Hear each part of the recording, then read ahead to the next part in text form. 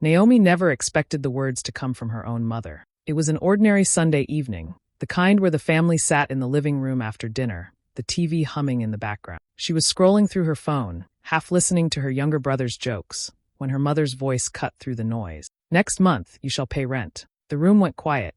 Her cousins who had stopped by for a visit froze mid-laughter. Even her younger brother, Daniel, stopped talking. Naomi blinked, unsure she heard correctly. "Mom?" she asked softly. Her mother did not look at her. She adjusted her wrapper, crossed her arms, and spoke loud enough for everyone to hear. "You are not a child anymore. You live here, you eat here, you use light and water. From next month, you must start contributing. Rent is not free."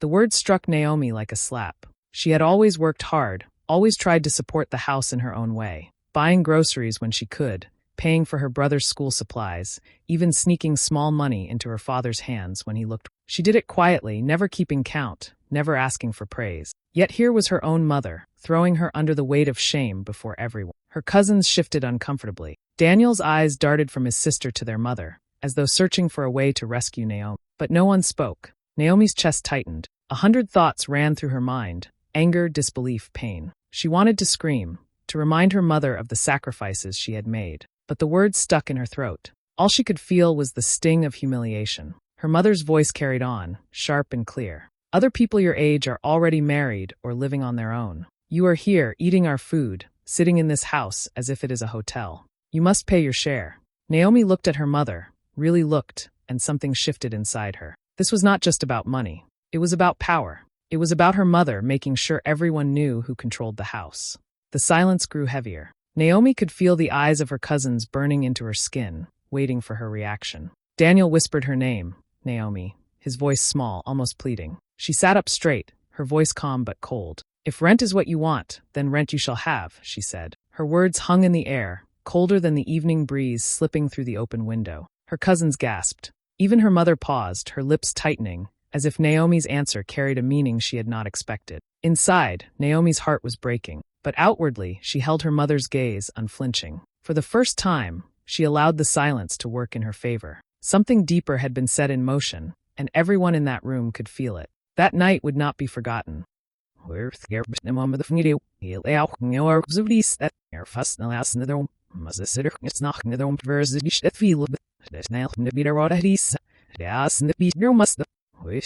Fluster himoyen, macht nallerfne, how vent do we moyen gevil, mother und bush mother si she bemer, the Africaster he standed your thumber. Here feeds the upside in the he's loyal news to parish fish, snem elkernit, your yellow, final first sush, Laura would ask light, but ask that he's snare for heller vanish, not see the heckler house in this past. Head your vets in the choxy there himoyen, my ish gelly for him is in a v, or not aller rather in my foot. Snap me opposite noise they have no idea. Snell ass in the ass in the fall. Heard off for habito. I know it's habito. Heard it got to walk like a. The caps are really fit. Let me heal fit up and give you the guess of the such dance and the neck beneath and always. I'll hurt and all up better with the earth and cone. See, Miss Lame no earning. Must a sitter very fat up on your witness damage. I know without sight in it. Sn out them with romps. Sips no earning of a hundred damage. I'll not never up of a skip with florps douche. Feels as a way night in the elks of Sahano. Stand at Mears developed a himoyen lights. Nash doesn't get the no we beam give you. Mother lops the dash. Simoyen air with which there was it. The nap in the cat is now for that snill of air give the shisha. Say, neighbor for ishnama. Swahan and eat the ishnama. Himoyen yammer douche. Feast ducks there were. Had your vets time in your soon. So I'll wonder with. Say by in the lower answer with them. Quam see the hill so I had left in the fall man the different nest. I thought them doesn't she was knocker what's that. Snare wishing a name is with them. So say for cast was your fat wine. Animal her vans wish nail the with them. Make her with her session. Samish side the line out the with them. Sir Osh to fly my infant. Heard I've not the last to slide on my steather now the with them. Stare the gaggy my infant. Find her vets on your thun. Stir night sir them him revenge bish left him my the last mer fits where them the wish and shiller first the fact was the fast we the alpers heard that brising it no sarwa nurse nixy help shut he'll keep lamps wish sarvini he does it the word her back day and the book up when the will be hanging out that the field still fish no snow were losty there are who's screwy he moyen I'll leave them the surf was it up heard Albert was it such honor he said me so you know we know it Healer for Costication will not easily. Stay shall worth the witness, serve what felt each Louis Mass must, or Friday Louis, near Nigeria, stale more make sure I know. Feder come fake my end of their own blister night. Needs kissing Lozui. Said on line night, you're the bringer. Crazy old leather, he'll my for the third walls with flustering his nibney. He'll lay out grows these serpils douche. Ever should him revenge. Father healing ropes the allen up slow, bervakastro. He's met some stick in the blue fab.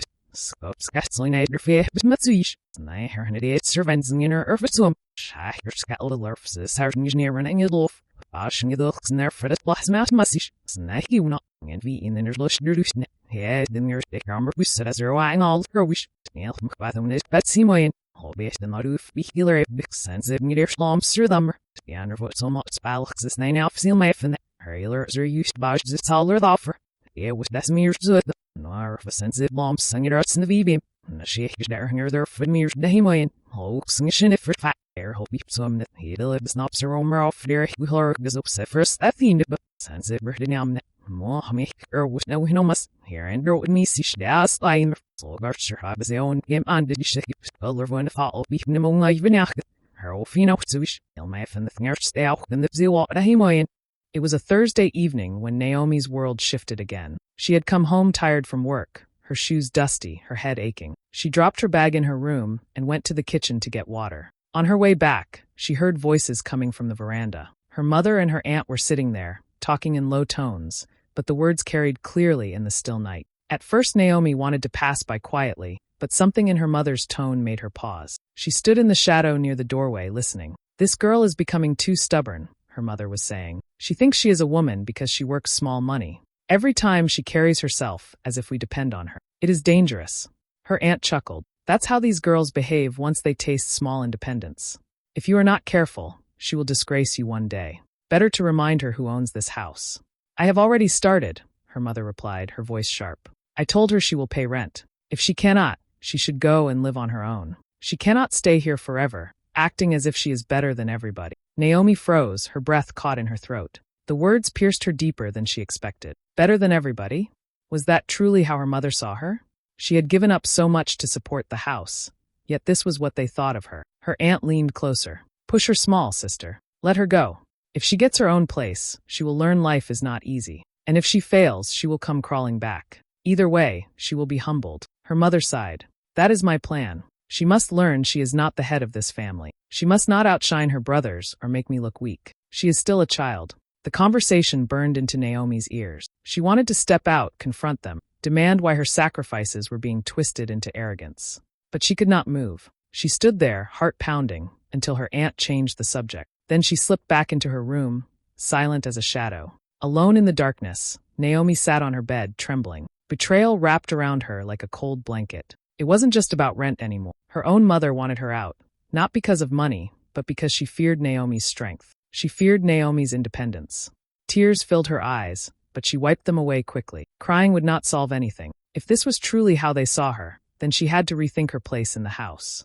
For years, she believed family would see her heart, her sacrifices. Now she understood. Some people only see what they want. The pain hardened into something else, resolve. If they wanted her to pay, then she would pay, but not in the way they imagined. She would not hand over her salary to prove herself. She would not let them control her with shame and false authority. No, she would find her own way. That night, Naomi pulled out an old notebook and began to write. She listed her expenses, her small savings, the amount she could set aside each month. It wasn't much, but it was something. She would need patience, but she could do it.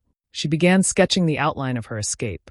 A room of her own, rent paid directly by her, no one able to throw her out. For the first time in years, her thoughts carried a dangerous kind of clarity. She realized her mother's words had given her a strange gift, the push she needed to stop waiting and start planning. She whispered to herself in the quiet room, "If they want me gone, I will go. But I will go on my own terms." And as she lay back on her bed, staring at the ceiling, Naomi knew the days of silently enduring were numbered. Something inside her had broken, but in its place, something stronger was beginning to rise.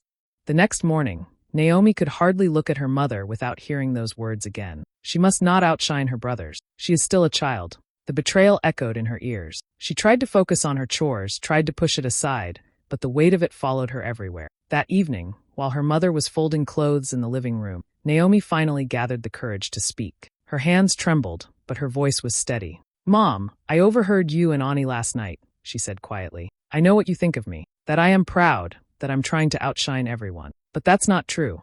All I have ever done is help this family." Her mother's face darkened immediately. She dropped the cloth she was folding and glared at Naomi. "So now you are eavesdropping on me? Is that what you do, hiding behind doors like a thief?" "That's not the point," Naomi pressed, her voice breaking slightly. "I've worked, I've sacrificed, I've given everything I can. Yet you still treat me like a burden. Do you even see me, Mom? Do you even know how much I've done for this house?" Her mother's lips tightened. "What have you done that is so great? You think buying small groceries makes you a savior? You think paying for ordinary textbooks makes you a parent? Let me remind you, Naomi, this is my house. Without me, you wouldn't even be standing here." The words stung like fire. Naomi's chest rose and fell rapidly, anger mixing with sorrow. But she realized then that no explanation would ever satisfy her mother. It was not about the truth. It was about control. The tension did not end there. Slowly, the whole family began to split into sides. Her elder sister, Ada, stood firmly with their mother. Ada repeated their mother's words, saying Naomi had grown too bold and needed to be humbled. But Daniel, her younger brother, defended Naomi whenever he could. "She's the one keeping this family afloat," Daniel argued one evening when the conversation turned sour at the dinner table. "You all act like you don't know, but half of what we eat comes from her money. Why do you treat her like she owes more?" "Shut your mouth," their mother snapped. "Don't speak where adults are talking. You're beginning to sound like her, disrespectful." Dinner became a war zone. What used to be small chatter over rice and stew turned into arguments, whispered accusations, and silence so heavy it felt like stones pressing on Naomi's chest. Sometimes she didn't even bother sitting with. She ate alone in her room, telling herself it was better than choking on words she couldn't say. Yet even in the chaos, Naomi kept her plan alive. She cut back on small pleasures, saving every naira she could. She stopped taking buses sometimes, choosing to walk long distances to save transport money. She accepted extra tutoring sessions, even when her eyes burned from exhaustion. Every coin went into a small metal box hidden beneath her clothes. Each time she dropped money inside, she whispered to herself, "This is for freedom." But the more she tried to hold her head high, the more her mother seemed determined to break her. There were sharp comments in front of relatives. "Naomi thinks she is better than us because she earns her own money." There were cold silences when Naomi greeted her in the morning, met with only a shrug. Sometimes there were cutting questions. "So when will you get married? Or will you stay here forever, disturbing us?" The abuse wasn't loud enough for outsiders to call it abuse. It was quieter, sharper, like knives carefully pressed against her skin. And it wore her down piece by piece. One night, after another argument at dinner, Naomi locked herself in her room and broke down. Daniel knocked on her door softly. "Naomi, please open," he begged. She wiped her tears quickly and opened the door. Daniel stepped in, his face worried. "You can't keep letting them talk to you like this. You deserve better. I hate watching this happen to you." Naomi pulled him into a hug. "I'm trying, Danny," she whispered, "but you know I can't leave you here. You're the only one who understands me." His voice cracked as he replied, "I'll be fine. You need to think of yourself too." Those words stayed with her long after Daniel left her. For the first time, she allowed herself to believe that maybe it wasn't selfish to want peace. Maybe leaving wasn't betrayal, it was survival. Still, the battles continued. Her mother became sharper, Ada more hostile. Sometimes Naomi felt like she was living in a house that was no longer hers, walking on eggshells, waiting for the next attack. Yet inside her heart, something steady was building. Every insult, every cruel word, every cold look only added fuel to her quiet fire. The box of savings under her clothes grew heavier each week. She didn't tell anyone, not even Daniel, how close she was getting. And though the abuse hurt deeply, Naomi found herself clinging to one clear thought. If they want me to pay rent, I will. But not in this house. Never again in this house. The confrontation came on a Sunday when the house was full. Uncles, aunties, cousins, all gathered for a family meeting. The sitting room was crowded, laughter and chatter filling the air as people ate and drank. Naomi tried to stay quiet, sitting in a corner with Daniel, but she knew from her mother's stiff posture that something was brewing. It started casually. One of her uncles asked how the family was managing with expenses. Naomi's mother leaned forward, her voice loud and proud. "We are fine," she said. "I have been carrying this house on my shoulders, as usual. But now I have told Naomi she must pay her share. She is old enough. She has enjoyed this house for free for too long." The room grew quiet. Heads turned toward Naomi. She felt her stomach twist. Her mother's words had been sharp before, but never so public. Her aunt, the same one Naomi had overheard weeks ago, added, "Yes, that is how it should be. At her age, she should even have her own house. It is shameful to still depend on her parents." Naomi's cheeks burned. She glanced at Daniel, who shook his head slowly, his eyes pleading with her to stay calm. But her mother was not finished. She must pay rent this month, she announced, her voice firm. If she cannot, then she must pack her things and leave this house.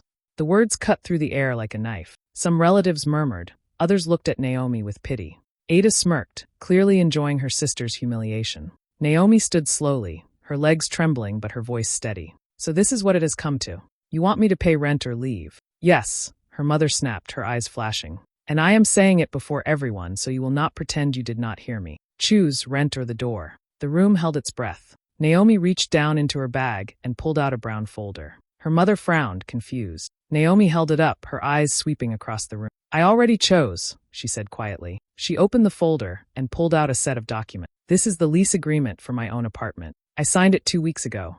Next week I move out.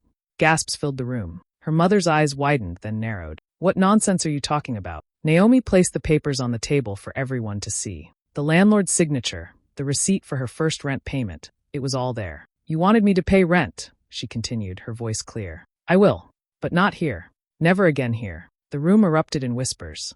Some of the relatives looked impressed, others shocked. Her aunt's smile faded. Ada's face twisted in disbelief. Daniel's eyes shone with pride, though he kept silent. But Naomi wasn't finished. She reached back into the folder and pulled out a stack of receipts, electricity bills, water bills, even the slip for the new generator. She placed them on the table one by one. While you've been telling everyone you are the one carrying this house, it has been me, she said, her voice trembling with emotion. These bills. I paid them. That generator you said you bought? I saved for months to buy it. The food that shows up in the kitchen when there is nothing left? That's me too.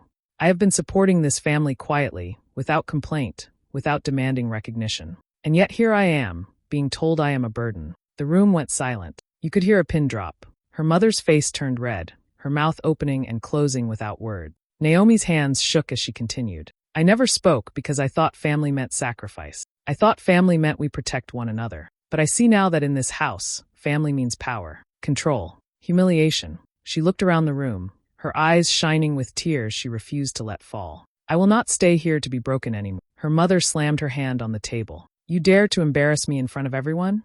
After everything I have done for you. Naomi met her gaze, calm but unyielding. Yes, you raised me, and I am grateful, but I refuse to let gratitude be a chain around my neck. I will leave, and I will build my life in peace. You wanted rent. You will get freedom instead. The relatives sat frozen, unsure whether to speak. Daniel stood up quietly and walked over to his sister, standing beside her in silent support. That small gesture gave Naomi strength. She gathered her papers back into the folder and held it close to her chest. I am moving out, she said simply. This is my final answer. Then she sat back down, her heart pounding but her spirit lighter than it had been in years. The battle had finally exploded, but for the first time, Naomi felt like she was no longer the one losing. The morning Naomi left was quiet. She woke up before the sun, the house still wrapped in sleep. She packed her small box carefully, just clothes, her notebooks, and the folder with her papers. She did not take much. It wasn't about things, it was about freedom. Daniel slipped into her room while she was folding the last of her clothes. His eyes were red, as if he hadn't slept. So it's really today, he whispered. Naomi nodded, her throat tight. Yes, Danny. I can't stay here any longer. He sat on the bed, staring at the floor. It won't be the same without you. Who will I talk to?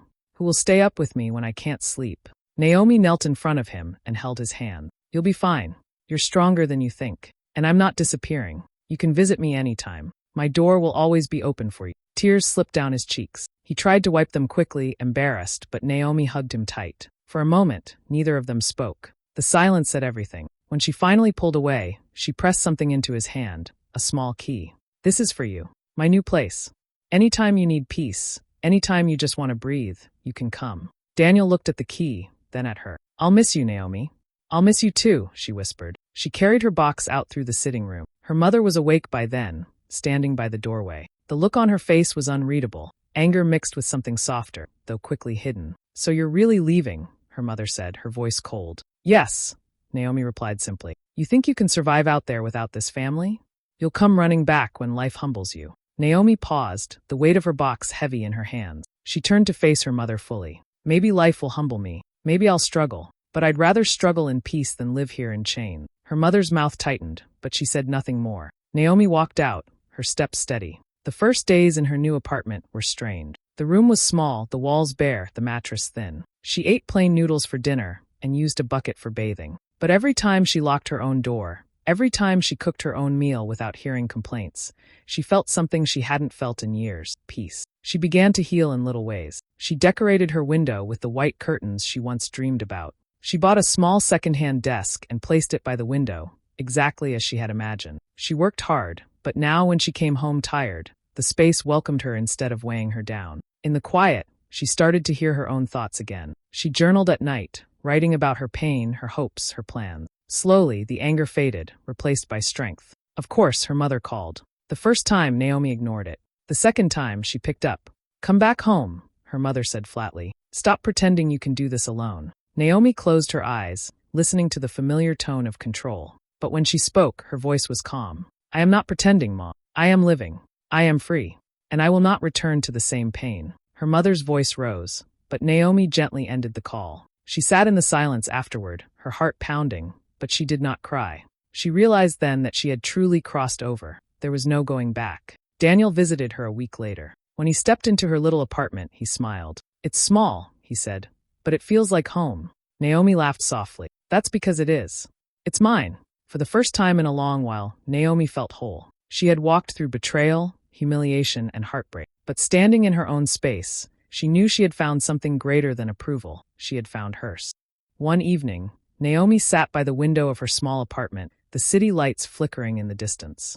The room was quiet except for the hum of the ceiling fan. She held her journal in her lap, but instead of writing, she simply stared outside, letting her thoughts flow. She thought about the girl she used to be, the one who stayed up late working 2 jobs, the one who carried the weight of the house without ever asking for thanks. She thought about all the times she had swallowed her pain just to keep peace, all the times she believed silence was strength. And she thought about her mother's words, sharp as knives, meant to cut her down. For so long, Naomi had let those words shape her, trap her, convince her she was less. But not anymore. She realized now that walking away was not weakness. It was courage. She did not leave because she hated her family. She left because she finally understood she had the right to love herself too. In her heart, there was no desire for revenge. She did not wish her mother pain. What she wished for was peace. For herself, for Daniel, even for the ones who hurt her. But peace could not grow in a house where love was measured in control. Peace had to be built in freedom. Naomi whispered softly to herself, almost like a prayer.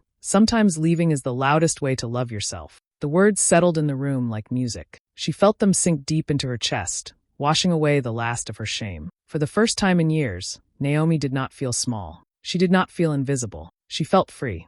And in that freedom, she knew her story was just beginning. Hey besties. Thanks for sticking with me till the end of this emotional story. Imagine sacrificing everything for family, only for your own mom to demand rent and plot against you. Painful, right?